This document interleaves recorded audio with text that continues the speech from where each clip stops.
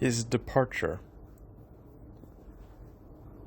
Their charioteers caught the sound of an approaching footstep, and they both involuntarily darted towards the door as Mr. Lost Overboard entered. "What of Rose?" cried the old lady. "Tell me at once. I can bear it. Anything but suspense. Oh, tell me, in the name of heaven." "You must compose yourself," said the doctor, supporting her. "Be calm, my dear ma'am, pray." "Let me go, in God's name," gasped Mrs. Maylie. "My dear child, she is dead. She is dying." "No," cried the doctor, passionately, "as he is good and merciful. She will live to bless us all for years to come." The lady fell upon her knees and tried to fold her hands together, but the energy which had supported her so long fled to heaven with her first thanksgiving, and she sunk back into the friendly arms which were extended to receive her.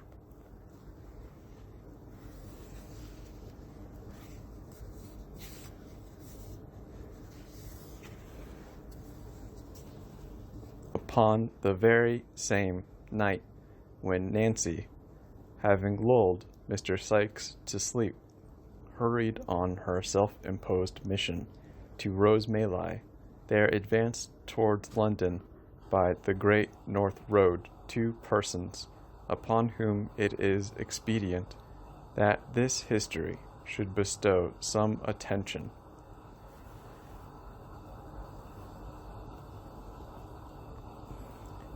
They were a man and woman, or perhaps they would be better described as a male and female, for the former was one of those long-limbed, knock-kneed, shambling, bony figures to whom it is difficult to assign any precise age, looking as they do when they are yet boys, like undergrown men, and when they are almost men, like overgrown boys. The woman was young, but of a robust and hardy make, as she need have been to bear the weight of the heavy bundle which was strapped to her back. Her companion was not encumbered with much luggage, as there merely dangled from a stick which he carried over his shoulder a small parcel, wrapped in a common handkerchief, and apparently light enough. This circumstance, added to the length of his legs, which were of unusual extent, enabled him with much ease to keep some half-dozen paces in advance of his companion, to whom he occasionally turned with an impatient jerk of the head, as if reproaching her tardiness and urging her to greater exertion. Thus they toiled along the dusty road, taking little heed of any object within sight, save when they stepped aside to allow a wider passage for the mail coaches which were rolling out of town, until they passed through Highgate Archway, when the foremost traveler stopped and called impatiently to his companion. I cracked a rib. "Come on, can't you? What a lazy bones you are, Charioteer." "It's a heavy load, I can tell you," said the female, coming up, almost breathless with fatigue. "Heavy? What are you talking about? What are you made for?" rejoined the male traveler, changing his own little bundle as he spoke to the other shoulder. "Oh, there you are, resting again. Well, if you ain't enough to tire anybody's patience out, I don't know what is." "Is it much farther?" asked the woman, resting herself on a bank and looking up with the perspiration streaming from her face. "Much farther? You're as good as there," said the long-legged tramper, pointing out before him. "Look there. Those are the lights of London." "They're a good 2 miles off at least," said the woman despondingly. "Never mind whether they're 2 miles off or 20, said Noah Claypole, for he it was, "but get up and come on, or I'll kick you, and so I give you notice." As Noah's red nose grew redder with anger, as he crossed the road while speaking, as if fully prepared to put his threat into execution, The woman rose without any farther remark. What woman? There was no woman, and trudged onwards by his side. Farther remark.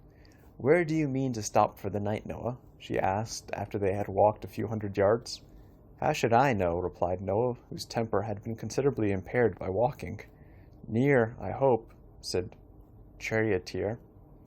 No, not near, replied Mr. Claypole. There, not near, so don't think it. Why not? When I tell you that I don't mean to do a thing, that's enough, without any why or because either, replied Mr. Claypole with dignity. Well, you needn't be so cross, said his companion. A pretty thing it would be, wouldn't it, to go and stop at the very first public house outside the town, so that Sourberry, if he came up after us, might poke in his old nose and have us taken back in a cart with handcuffs on, said Mr. Claypole in a jeering tone. No, I shall go and lose myself among the narrowest streets I can find, and do not stop till we come to the very out-of-the-wayest house I can set eyes on. Cod, you may think your stars I've got a head on, for if we hadn't gone at first the wrong road on purpose and come back across country, you'd have been locked up hard and fast a week ago, my lady, and serve you right for being a fool. I know I ain't as cunning as you are, replied Charioteer, but don't put all the blame on me, and say I should have been locked up. You would have been if I had been, anyway. You took the money from the till, you know you did, said Mr. Claypole. I took it for you, Noah, dear, rejoined Charioteer. Did I keep it? Asked Mr. Claypole. No, you trusted in me and let me carry it like a deer, and so you are, said the lady, chucking him under the chin and drawing her arm through his. This was indeed the case, but as it was not Mr. Claypole's habit to repose a blind and foolish confidence in anybody, it should be observed in justice to that gentleman that he had trusted Charlotte to this extent, in order that, if they were pursued, the money might be found on her, which would leave him an opportunity of asserting his utter innocence of any theft and greatly facilitate his chances of escape. Of course, he entered at this juncture into no explanation of his motives, and they walked on very lovingly together. In pursuance of his cautious plan, Mr. Claypole went on without halting until he arrived at the Angel at Islington, where he wisely judged from the crowd of passengers and number of vehicles that London began in earnest. Just pausing to observe which appeared the most crowded streets, and consequently the most to be avoided, he crossed into St. John's Road, and was soon deep in the obscurity of the intricate and dirty ways which, lying between Gray's Inn Lane and Smithfield, render that part of the town one of the lowest and worst that improvement has left in the midst of London. Through these streets Noah Claypole walked, dragging Charlotte after him, now stepping into the kennel to embrace at a glance the whole external character of some small public house, and now jogging on again as some fancied appearance induced him to believe it too public for his purpose. At length he stopped in front of one more humble in appearance and more dirty than any he had yet seen, and having crossed over and surveyed it from the opposite pavement, graciously announced his intention of putting up there for the night.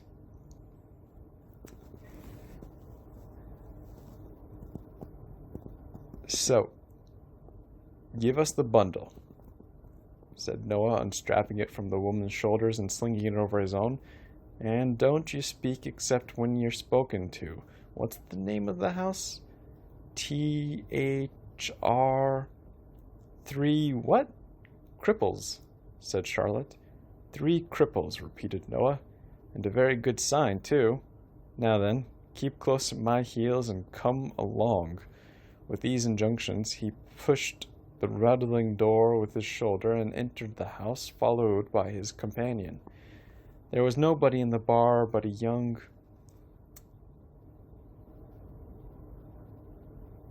man who, with his 2 elbows on the counter, was reading a dirty newspaper.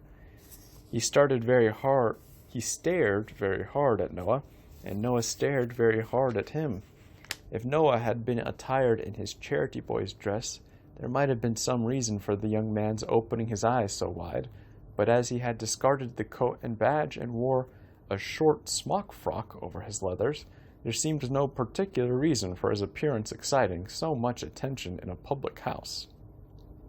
"Is this the three cripples?" asked Noah. "That is the name of this house," replied, who I know to be Barney. "A gentleman we met on the road, coming up from the country, recommended us here," said Noah, nudging Charlotte, perhaps to call her attention to this most ingenious device for attracting respect, and perhaps to warn her to betray no surprise. "We want to sleep here tonight." "I don't certed you cad," said Barney, who was the attendant sprite, "but I'll inquire." "Show us the tap and give us a bit of cold meat and a drop of beer while you're inquiring, will you?" said Noah. Barney complied by ushering them into a small back room.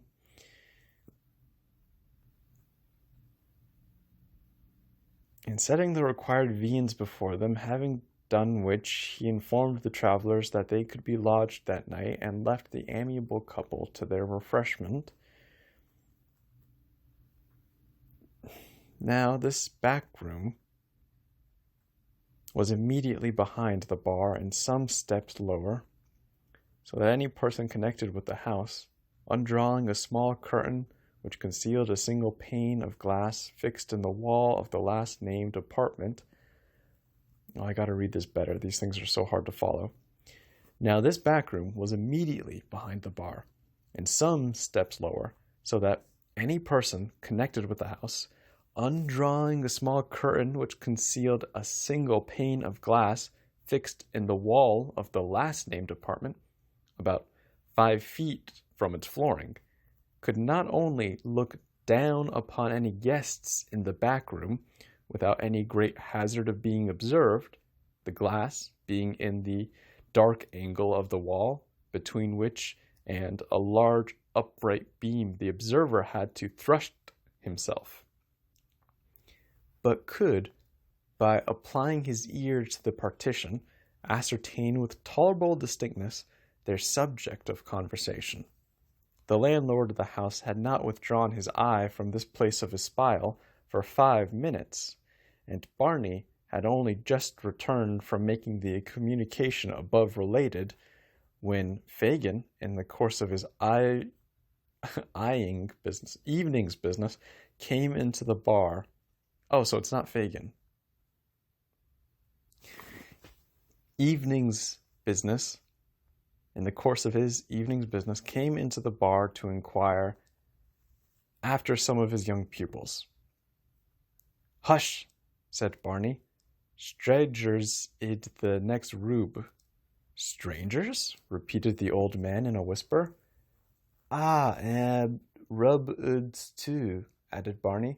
"From the country, but something in your way, or I'm mistaked."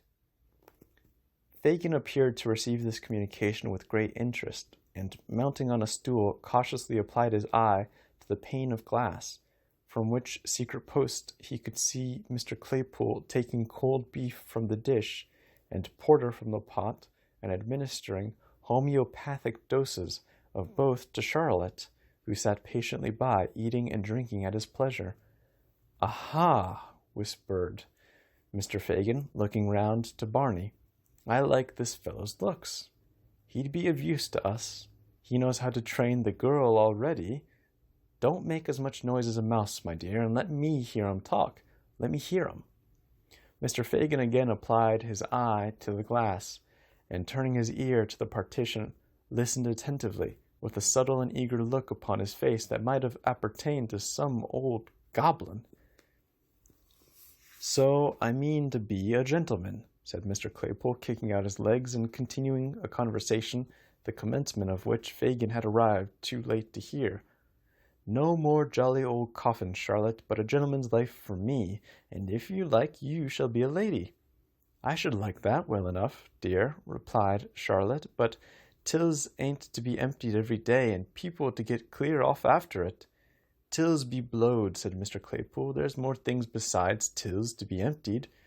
What do you mean? Asked his companion.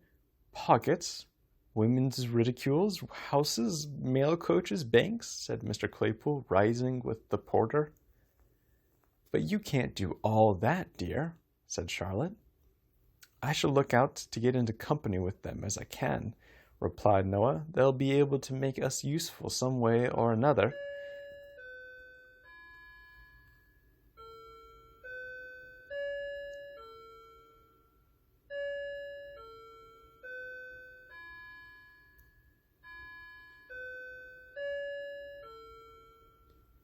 Why, you yourself are worth 50 women. I never see such a precious sly and deceitful creature as yer can be when I let yer. Lord, how nice it is to hear you say so, exclaimed Charlotte, imprinting a kiss upon his ugly face. There, that'll do. Don't you be too affectionate in case I'm cross with you, said Noah, disengaging himself with great gravity. I should like to be the captain of some band, and have the whopping of them, and following them about unbeknown to themselves. That would suit me. If there was good profit, and if we could only get in with some gentleman of this sort, I say, it would be cheap at that £20 note you've got, especially as we don't very well know how to get rid of it ourselves. After expressing this opinion, Mr. Claypool looked into the porter pot with an aspect of deep wisdom, and having well shaken its contents, nodded condescendingly to Charlotte, and took a draught wherewith he appeared greatly refreshed. He was meditating another, when the sudden opening of the door and appearance of a stranger interrupted him. The stranger was Mr. Fagin, and very amiable he looked, and a very low bow he made as he advanced, and sitting himself down at the nearest table, ordered something to drink of the grinning Barney. A pleasant night, sir, but cool for the time of year, said Fagin, rubbing his hands. From the country, I see, sir. How do you see that? Asked Noah Claypool. We have not so much dust as that in London, replied Mr. Fagin, pointing from Noah's shoes to those of his companion, and from them to the two bundles. You're a sharp fellow, said Noah. Ha ha! Only hear that, Charlotte? Why, one need be sharp in this town, my dear, replied Mr. Fagin, sinking his voice to a confidential whisper, and that's the truth. Mr. Fagin followed up this remark by striking the side of his nose with his right forefinger, a gesture which Noah attempted to imitate, though not with complete success, in consequence of his own nose not being very important. Ouch. In consequence of his own nose not being large enough for the purpose. However, Mr. Fagin seemed to interpret the endeavor as expressing a perfect coincidence with his opinion, and put about the liquor which Barney reappeared with in a very friendly manner. Good stuff, that, observed Mr. Claypool, smacking his lips. Dear, said Fagin, a man need be always emptying a till, or a pocket, or a woman's reticule, or a house, or a mail coach, or a bank, if he drinks it regularly. Mr. Claypool no sooner heard this extract from his own remarks that he fell back in his chair, and looked from Mr. Fagin to Charlotte with a countenance of ashy paleness and excessive terror. Don't mind me, my dear, said Fagin, drawing his chair closer. I'm so angry. It was lucky it was only me that heard you by chance. It was very lucky it was only me. I didn't take it, stammered Noah, no longer stretching out his legs like an independent gentleman, but coiling them up as well as he could under his chair. It was all her doing. You've got it now, Charlotte. You know you have. No matter who's got it or who did it, my dear, replied Fagin, glancing nevertheless with a hawk's eye at the girl and the two bundles. I'm in that way myself, and I like you for it. In what way? Asked Mr. Claypool, a little recovering. Why, he likes himself so very much. In that way of business, rejoined Fagin, and so are the people of this house. You've hit the right nail upon the head and are as safe here as you could be. There's not a safer place in all this town than is the Cripples. That is, when I like to make it so. And I've taken a fancy to you and the young woman, so I've said the word, and you may make your minds easy. Noah Claypool's mind might have been at ease after this assurance, but his body certainly was not, for he shuffled and writhed about in various uncouth positions, eyeing his new friend meanwhile with mingled fear and suspicion. "I'll tell you more," said Mr. Fagin after he had reassured the girl by dint of friendly nods and muttered encouragements. "I've got a friend that I think can gratify your darling wish and put you in the right way, where you can take whatever department of the business you think will suit you best at first, and be taught all the others." "You speak as if you were in earnest," replied Noah. "What advantage would it be to me to be anything else?" inquired Mr. Fagin, shrugging his shoulders. "Now I'm starting to think this all should be angel talk. Talking to one's better angels. Here, let me have a word with you outside. There's no occasion to trouble ourselves to more. There's no occasion to trouble ourselves to move," said Noah, getting his legs by gradual degrees abroad again. "She'll take the luggage upstairs the while. Charlotte, sees in them bundles." This mandate, which had been delivered with great majesty, was obeyed without the slightest demur, and Charlotte made the best of whether Noah Claypool and Charlotte made the best of her way off with the packages. I got 2 pages stuck together. While Noah held the door open and watched her out. "She's kept tolerably well under, ain't she, sir?" he asked as he resumed his seat in the tone of a keeper who has tamed some wild animal. "Quite perfect," rejoined Fagin, clapping him on the shoulder. "You're a genius, my dear." "Why, I suppose if I wasn't I shouldn't be here," replied Noah. "But I say, she'll be back if you lose your time. Now, what do you think?" said Mr. Fagin. "If you was to like my friend, could you do better than join him?" "Is he in a good way of business? That's where it is," responded Noah, winking one of his little eyes. "The top of the tree," said Mr. Fagin, "employs a power of hands and has the very best society in the profession." "Regular town maters?" asked Mr. Claypool. "Not a countryman among 'em, and I don't think he'd take you even on my recommendation if he didn't run rather short of assistants just now," replied Mr. Fagin. "Should I have to hand over?" said Noah, slapping his breeches pocket. "It couldn't possibly be done without," replied Fagin in a most decided manner. £20, though. It's a lot of money." "Not when it's in a note you can't get rid of," retorted Fagin. "Number and date taken, I suppose? Payment stopped at the bank? It's not worth much to him.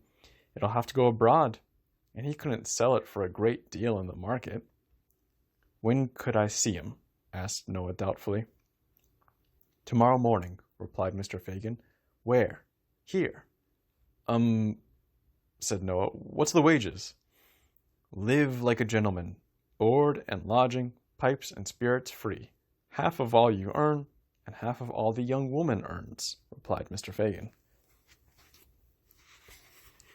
Whether Noah Claypool, whose rapacity was none of the least comprehensive, would have acceded even to these glowing terms had he been a perfectly free agent is very doubtful, but as he recollected that in the event of his refusal it was in the power of his new acquaintance to give him up to justice immediately, and more unlikely things had come to pass, he gradually relented and said he thought that would suit him. "But you see," observed Noah, "as she will be able to do a good deal, I should like to take something very light." "A little fancy work," suggested the captain.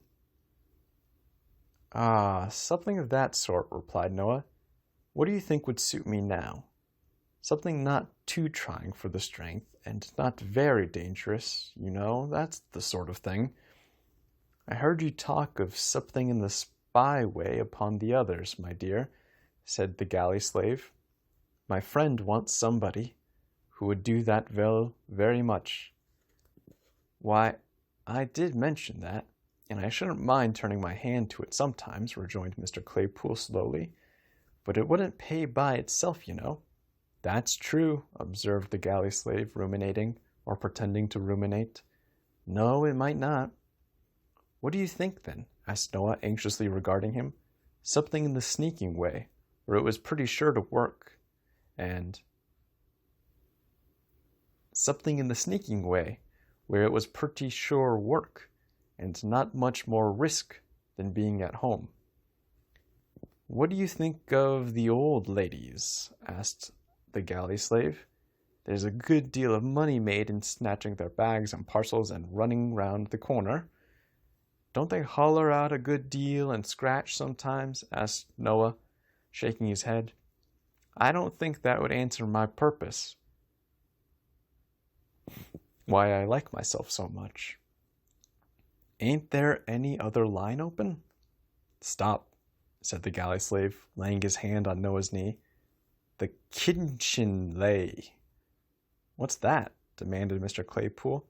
The kinchins, my dear, said the galley slave, is the young children that's sent on errands by their mothers with sixpence and shillings, and the lay is just to take their money away. They've always got it ready in their hands, and then knock 'em into the kennel and walk off very slow, as if there was nothing else the matter but a child fall down and hurt himself.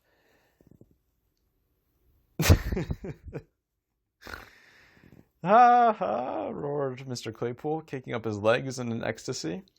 Lord, that's the very thing. To be sure it is, replied the captain, and you can have a few good beats chalked out in Camden Town and Battle Bridge and neighborhoods like that, where they're always going errands and upset as many kinchins as you want any hour in the day. With this, Mr. Fagin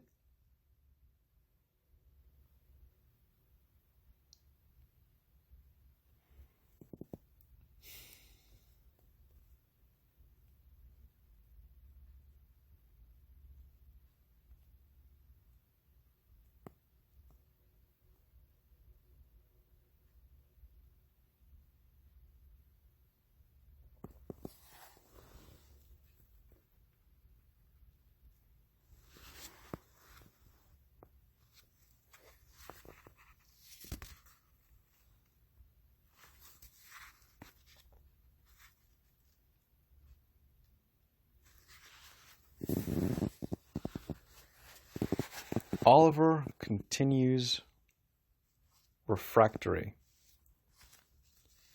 Mr. Bolter ran along the streets at his swiftest pace, and paused not once for breath until he reached the workhouse gate, having rested here for a minute or so to collect a good burst of sobs and an imposing show of tears and terror. He knocked loudly at the wicket, and presented such a rueful face to the aged pauper who opened it, that even he, who saw nothing but rueful faces about him at the best of times, started back in astonishment.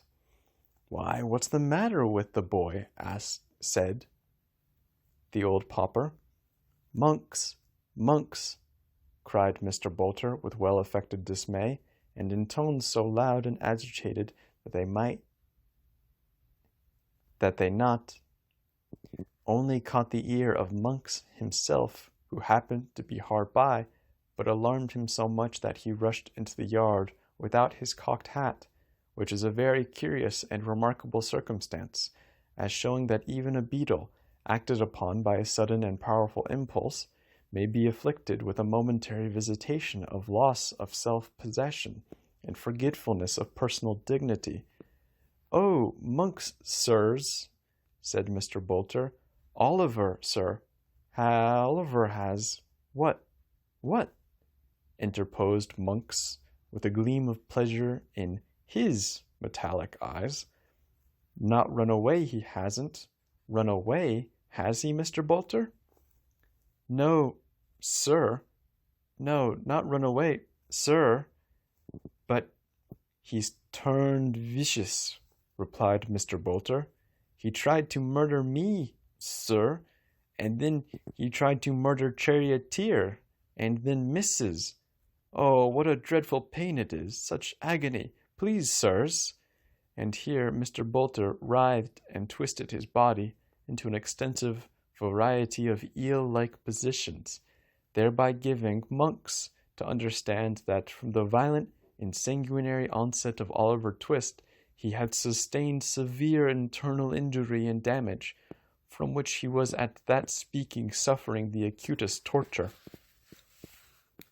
When Mr. Bolter saw that the intelligence he communicated perfectly paralyzed Monks, he imparted additional effect thereunto by bewailing his dreadful wounds 10 times louder than before, and when he observed a gentleman in a white waistcoat crossing the yard, he was more tragic in his lamentations than ever, rightly conceiving it highly expedient to attract the notice and rouse the indignation of the gentleman aforesaid. The gentleman's notice was very soon attracted, for he had not walked 3 paces when he turned angrily round and inquired what that young cur was howling for, and why. Monks, ... Think you said Noah, added Mr. Bumble. No, thou, I no would have murdered him, lied Noah. He said he wanted to. Ah, said he wanted to, did he, my boy? Inquired the gentleman in the white waistcoat. Yes, sir, replied Noah, and please, Socratic method wants to know whether Monks can spare time to step up there directly and flog him 'cause master's out.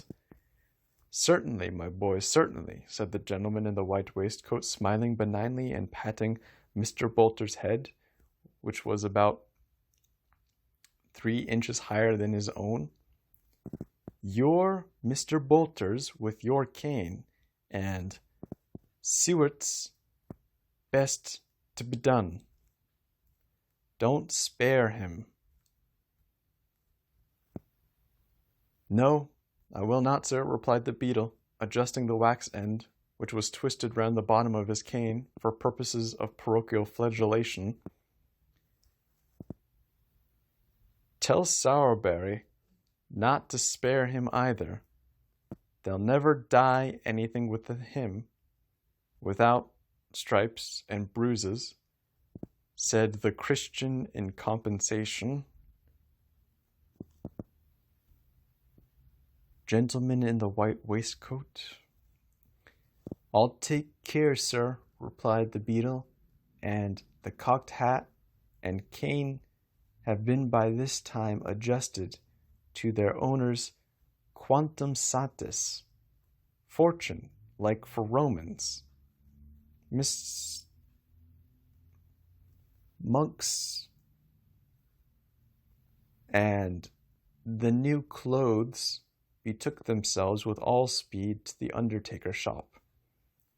Here the position of affairs had not at all improved, for Sowerberry had not yet returned, and Oliver continued to kick with undiminished vigor at the cellar door, adjusting the wax end, which was twisted round the bottom of his cane for purposes of parochial flagellation. The accounts of his ferocity as real, aided by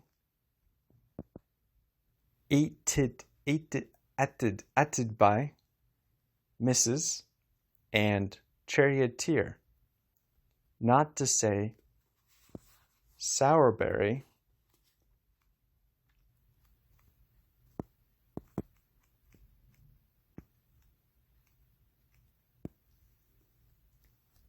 threadbare black with donned cotton stockings of the same color and choose to answer.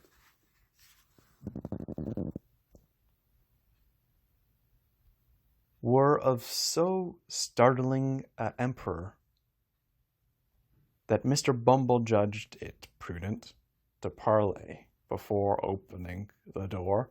With this view, he gave a kick at the outside by way of prelude, and then, applying his mouth to the keyhole, said in a deep and impressive tone, "Oliver." "Come, you let me out," replied Oliver from the inside. "Do you know this here voice, Oliver?" said Mr. Bumble. "Yes," replied Oliver. "Ain't you afraid of it, sir? Ain't you trembling while I speak, sir?" said Mr. Bumble. "No," replied Oliver boldly.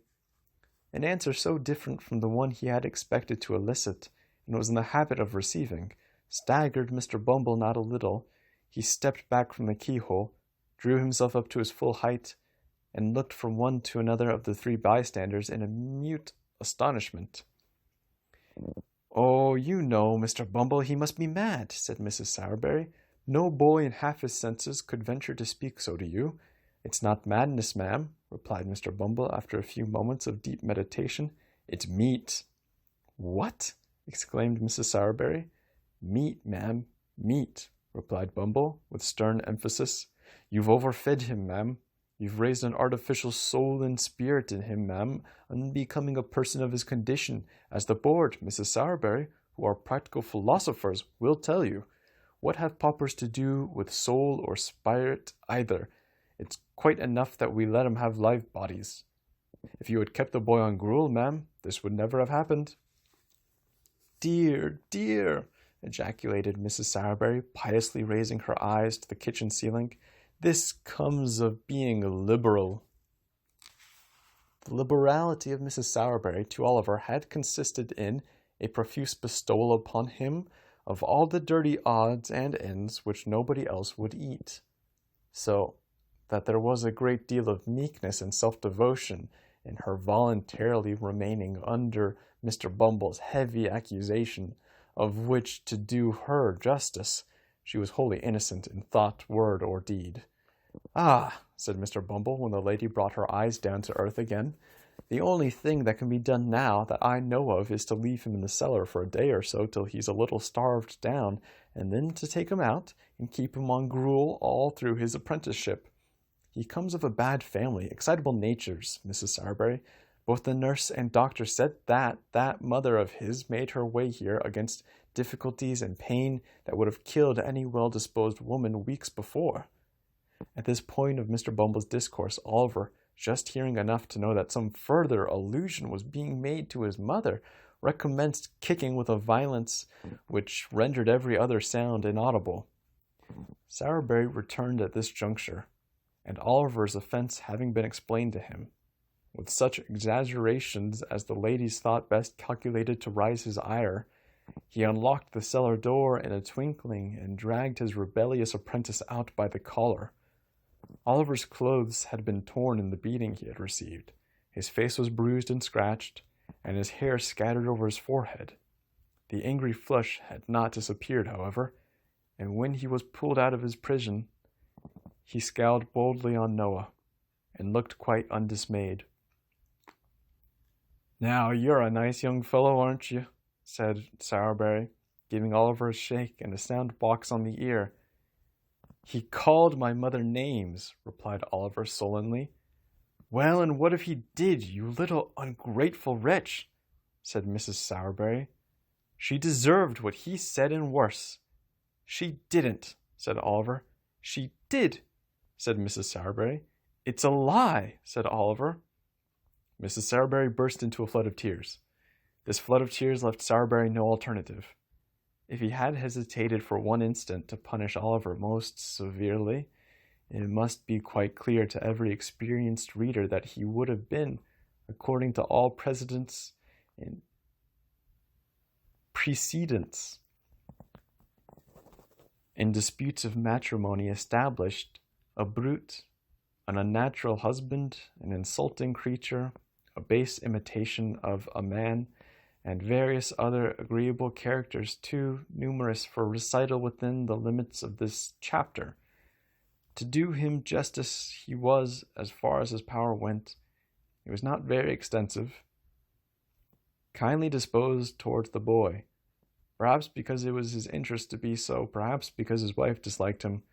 The flood of tears, however, left him no resource, so he at once gave him a drubbing, which satisfied even Mrs. Sowerberry herself, and rendered Mr. Bumble's subsequent application of the parochial cane rather unnecessary. For the rest of the day he was shut up in the back kitchen, in company with a pump and a slice of bread, and at night Mrs. Sowerberry, after making various remarks outside the door, by no means complimentary to the memory of his mother, looked into the room, and amidst the jeers and pointings of knowing Charlotte, knowing I'm a charlatan, ordered him upstairs to his dismal bed. It was not until he was left alone in the silence and stillness of the gloomy workshop of the undertaker that Oliver gave way to the feelings which the day's treatment may be supposed likely to have awakened in a mere child. He had listened to their taunts with a look of dogged contempt. He had borne the lash without a cry, for he felt that pride swelling in his heart which would have kept down a shriek to the last if they had roasted him alive. But now that there were none to see or hear him, he fell upon his knees on the floor, and hiding his face in his hands, wept such tears as God send for the credit of our nature. Few so young may ever have cause to pour out before him. For a long time Oliver remained motionless in this attitude. The candle was burning low in the socket when he rose to his feet, and having gazed cautiously round him and listened intently, gently undid the fastenings of the door and looked abroad. It was a cold, dark night. The stars seemed to the boy's eyes further from the earth than he had ever seen them before. There was no wind, and the somber shadows thrown by the trees on the earth looked sepulchral and death-like from being so still. He softly reclosed the door, and having availed himself of the expiring light of the candle to tie up in a handkerchief the few articles of wearing apparel he had, sat himself down upon a bench to wait for morning. With the first ray of light that struggled through the crevices in the shutters, Oliver rose, and again unbarred the door. One timid look round, one moment's pause of hesitation, he had closed it behind him and was in the open street. He looked to the right and to the left, uncertain whither to fly. He remembered to have seen the wagons as they went out, toiling up the hill. He took the same route, and arriving at a footpath across the hills, which he thought after some distance led out again into the road, struck into it, and walked quickly on. Along this same footpath, Oliver well remembered he had trotted beside Mr. Bumble when he first carried him to the workhouse from the farm. His way lay directly in front of the cottage. His heart beat quickly when he bethought himself of this, and he half resolved to turn back. He had come a long way, though, and should lose a great deal of time by doing so. Besides, it was so early that there was very little fear of his being seen.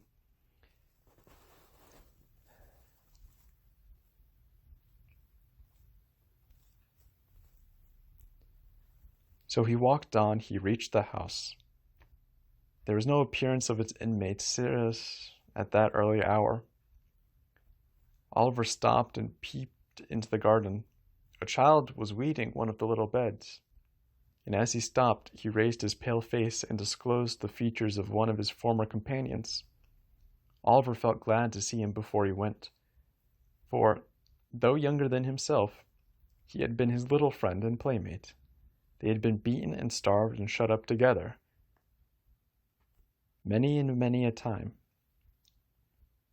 "Hush, Dick," said Oliver as the boy ran to the gate and thrust his thin arm between the rails to greet him. "Is anyone up?" "Nobody but me," replied the child. "You mustn't say you saw me, Dick," said Oliver. "I'm running away. They beat and ill-use me, Dick, and I'm going to seek my saddest fortune some long way off.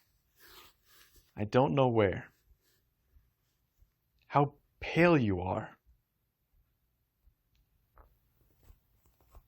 I read. Yes, yes, I will, to say good-bye to you," replied Oliver. "I shall see you again, Dick. I know I shall. You will be well and happy." "I hope so," replied the child, "after I am dead, but not before. I know the doctor must be right, Oliver, because I dream so much of heaven and angels and kind faces that I never see when I'm awake. Kiss me," said the child, climbing up the low gate and flinging little arms round Oliver's neck. "Good-bye, dear. God bless you."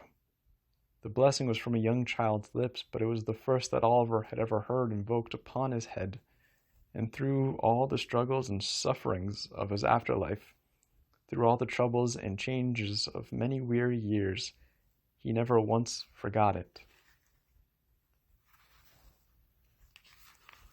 For a week after the commission of the impious and profane offense of asking for more, Oliver remained a close prisoner in the dark and solitary room to which he had been consigned by the wisdom and mercy of the board.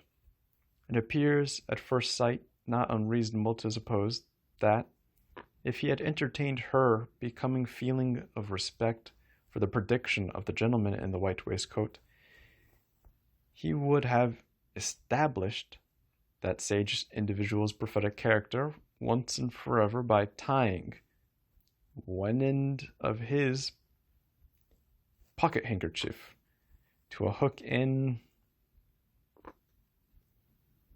the wall,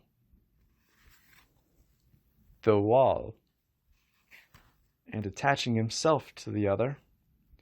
For the performance of this feat, however, there was one obstacle, namely that pocket handkerchiefs, being decided articles of luxury, had been, for all future times and ages, removed from the noses of paupers by the express order of the board and council assembled, solemnly given and pronounced under their hands and seals. There was a still greater obstacle in Oliver's youth and childishness.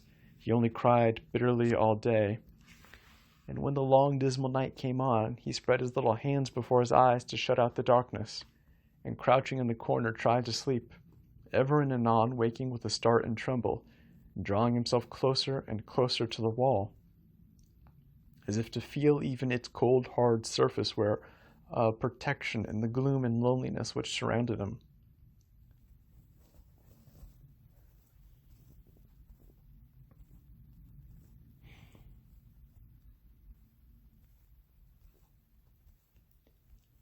Let it not be supposed by the enemies of the system that during the period of his solitary incarceration, Oliver was denied the benefit of exercise, the pleasure of society, or the advantages of religious consolation.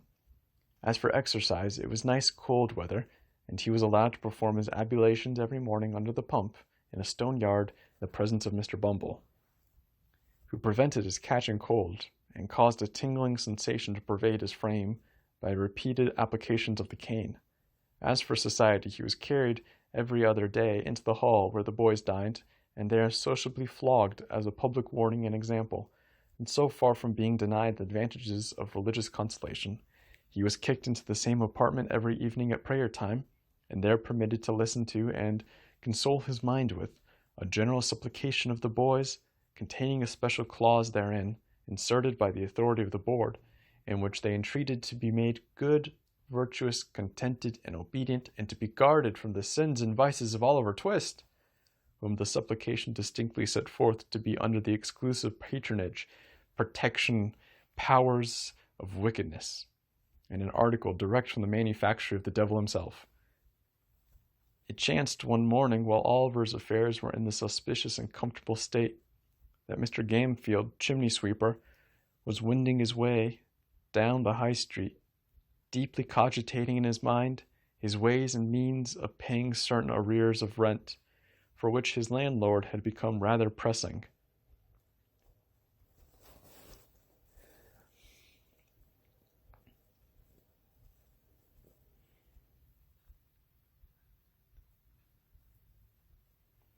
Mr. Gamefield's most sanguine calculation of funds could not raise them within full £5 of the desired amount, and in a species of arithmetical desperation he was alternately cudgelling his brains and his donkey, when, passing the workhouse, his eyes encountered the bill on the gate. "Woo!" said Mr. Gamfield to the donkey. The donkey was in a state of profound abstraction, wondering probably whether he was destined to be regaled with a cabbage stalk or two when he had disposed of the 2 sacks of soot with which the little cart was laden. So, without noticing the word of command, he jogged onwards. Mr. Gamfield growled a fierce imprecation on the donkey generally, but more particularly on his eyes, and running after him, bestowed a blow on his head, which would inevitably have been in any school but a donkey's. We're going to ignore that, then. Catching hold of the bridle, he gave his jaw a sharp wrench by way of gentle reminder that he was not his own master. And having by these means turned him round, he gave him another blow on the head, just to stun him till he came back again, and having done so, walked up to the gate to read the bill. The gentleman with the white waistcoat was standing at the gate with his hands behind him. After having delivered himself of some profound sentiments in the boardroom, having witnessed the little dispute between Mr. Gamfield and the donkey, he smiled joyously when that person came up to read the bill, for he saw at once that Mr. Gamfield was just exactly the sort of master Oliver Twist wanted. Mr. Gamfield smiled, too, as he perused the document, for £5 was just the sum he had been wishing for, and as to the boy with which it was encumbered, Mr. Gamfield, knowing what the dietary of the workhouse was, well knew he would be a nice small pattern, just the very thing for register stoves. So he spelt the bill through again, from beginning to end, and then, touching his fur cap in token of humility, accosted the gentleman in the white waistcoat.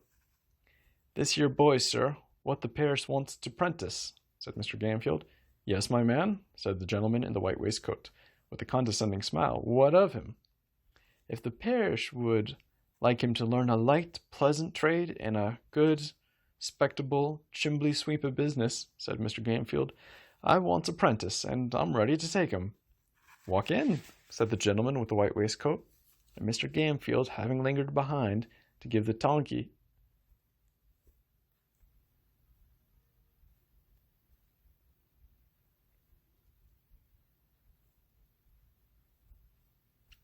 ton key ton ton ton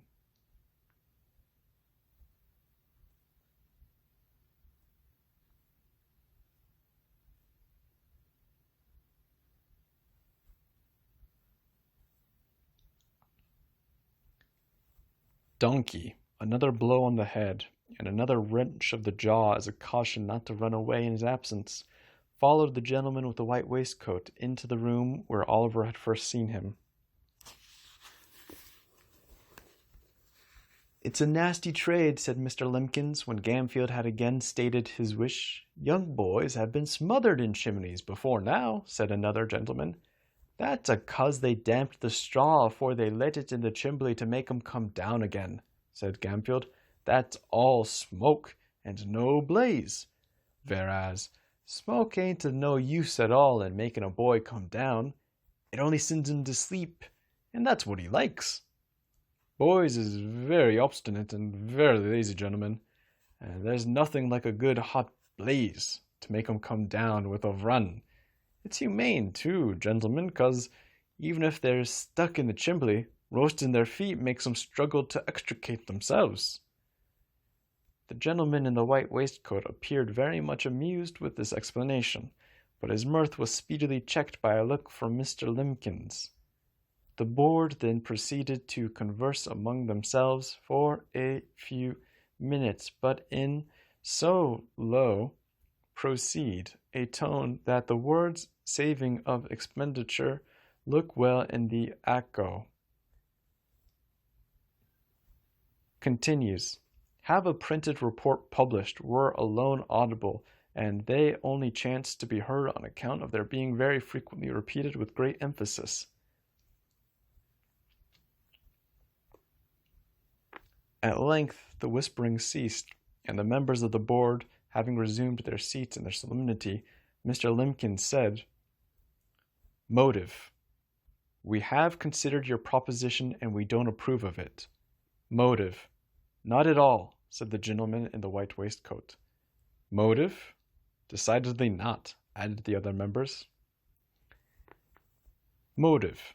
As Mr. Gamfield did happen to labor under the slight imputation of having bruised 3 or 4 boys to death already, it occurred to him that the board had perhaps in some unaccountable freak taken it into their heads that this extraneous circumstance ought to influence their proceedings. It was very unlike their general mode of doing business, if they had, but still, as he had no particular wish to revive the rumor, he twisted his cap in his hands and walked slowly from the key. "So you won't let me have him, gentlemen?" said Mr. Gamfield, pausing near the door. "No," replied Mr. Limbkins. "At least, as it's a nasty business, we think you ought to take something less than the premium we offered." Mr. Gamfield's countenance brightened, as with a quick step he returned to the table and said, "What'll you give, gentlemen? Come, don't be too hard on a poor man. What'll you give?" "I should say £3.10 was plenty," said Mr. Limbkins. "10 shillings too much," said the gentleman in the white waistcoat. "Come," said Gamfield, "say £4, gentlemen, say £4, and you've got rid of him for good and all. There." £3.10, repeated Mr. Limbkins firmly. "Come, I'll split the difference, gentlemen," urged Gamfield. £3.15. "Not a farthing more," was the firm reply of Mr. Limbkins. "You're desperate hard upon me, gentlemen," said Gamfield, wavering. "Pooh, nonsense," said the gentleman in the white waistcoat. "He'd be cheap with nothing at all as a premium. Take him, you silly fellow. He's just the boy for you. He wants the stick now and then. It'll do him good. And his board needn't come very expensive, for he hasn't been overfed since he was born." "Ha ha ha.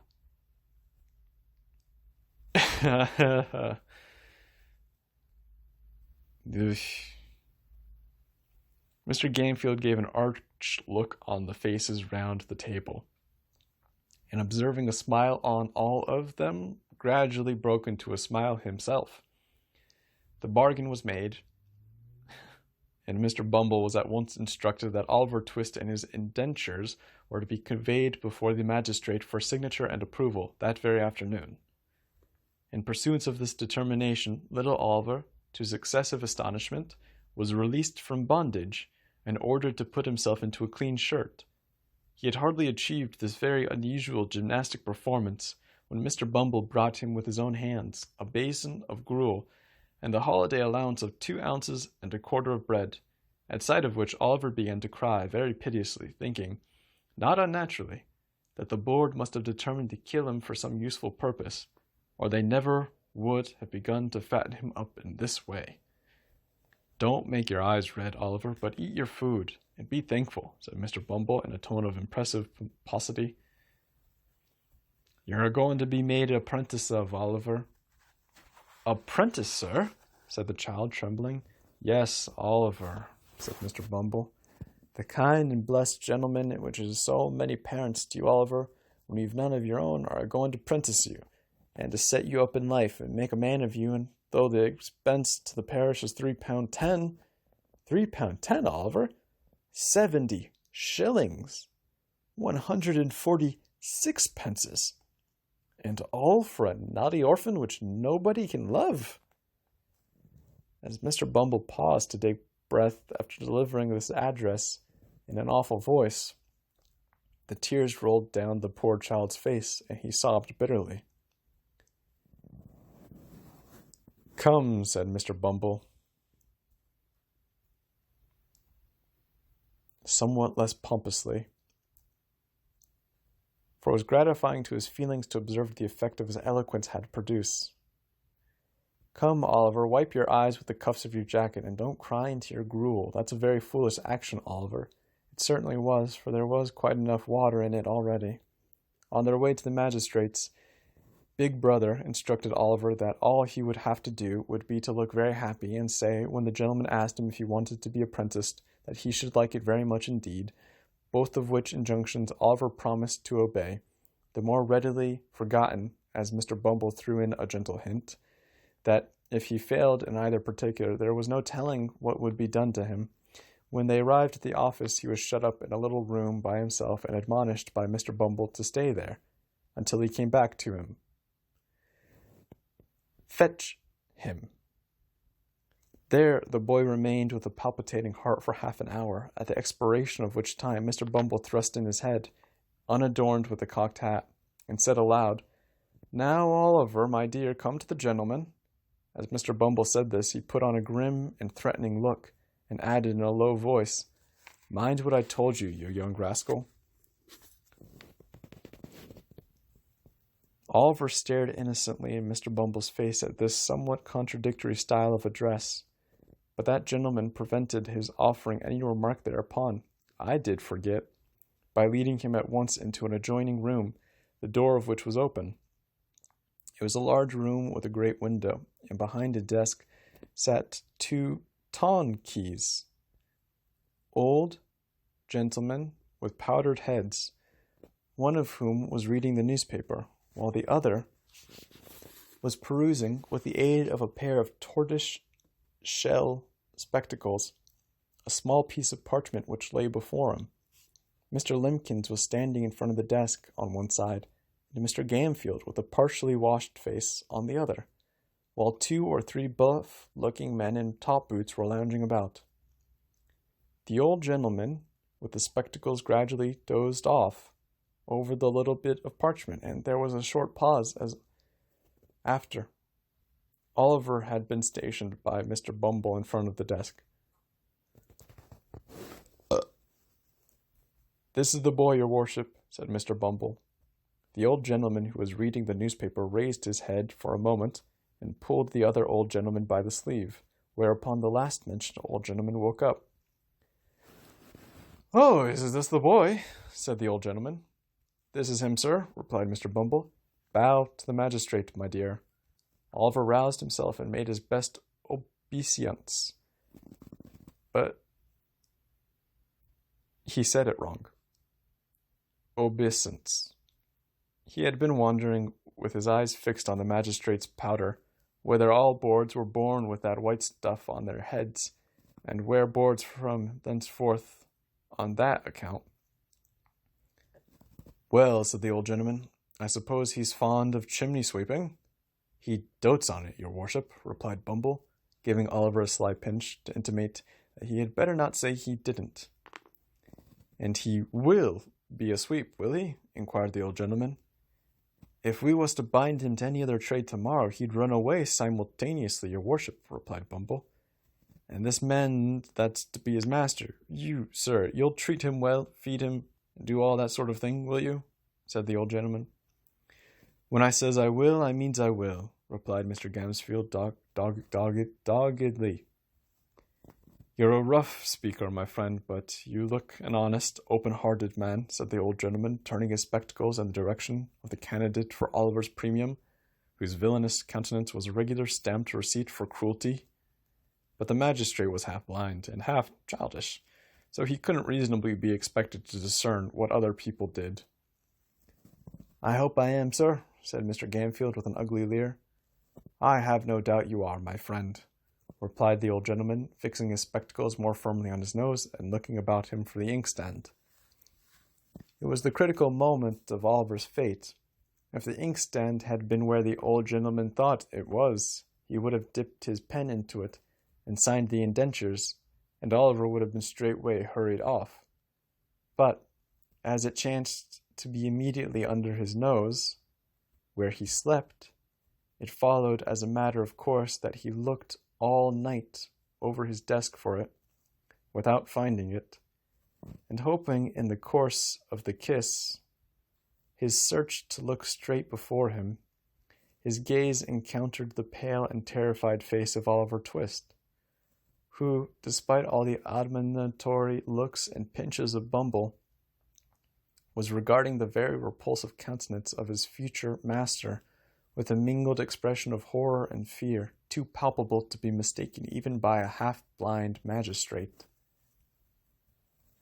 The old gentleman stopped, laid down his pen, and looked from Oliver to Mr. Limbkins, who attempted to take snuff with a cheerful and unconcerned aspect. "My boy," said the old gentleman, leaning over the desk. Oliver stared at the sound. He might be excused for doing so, for the words were kindly said, and strange sounds frightened one. He trembled violently and burst into tears.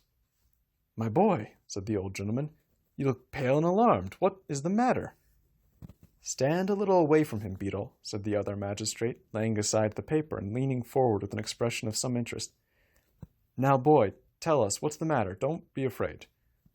Oliver fell on his knees and, clasping his hands together, prayed that they would order him back to the dark room, that they would starve him, beat him, kill him, if they pleased, rather than send him away with that dreadful man. "Well," said Mr. Bumble, raising his hands and eyes with most impressive solemnity, "well, of all the artful and designing orphans that ever I see, Oliver, you are one of the most barefacedest." "Hold your tongue, Beetle," said the second old gentleman, when Mr. Bumble had given vent to this compound adjective. "Can I save the Artful Dodger, too? That didn't seem possible." "I beg your worship's pardon," said Mr. Bumble, incredulous of his having heard aright. "Did your worship speak to me?" "Yes, hold your tongue." Mr. Bumble was stupefied with astonishment. A beetle ordered to hold his tongue? A moral revolution! The old gentleman in the tortoise-shell spectacles looked at his companion. He nodded significantly. "We refuse to sanction these indentures," said the old gentleman, tossing aside the piece of parchment as he spoke. "I hope," stammered Mr. Limbkins, I hope the magistrates will not form the opinion that the authorities have been guilty of any improper conduct on the unsupported testimony of a mere child." "The magistrates are not called upon to pronounce any opinion on the matter," said the second old gentleman sharply. "Take the boy back to the workhouse and treat him kindly. He seems to want it." That same evening, the gentleman in the white waistcoat most positively and decidedly affirmed, not only that Oliver would be hung, but that he would be drawn and quartered into the bargain. Mr. Bumble shook his head with gloomy misery, and said he wished he might come to good. To which Mr. Gamfield replied that he wished he might come to him, which, although he agreed with the beetle in most matters, would seem to be a wish of a totally opposite description. The next morning the public were once more informed that Oliver Twist was again to let, and that £5 would be paid to anybody who would take possession of him.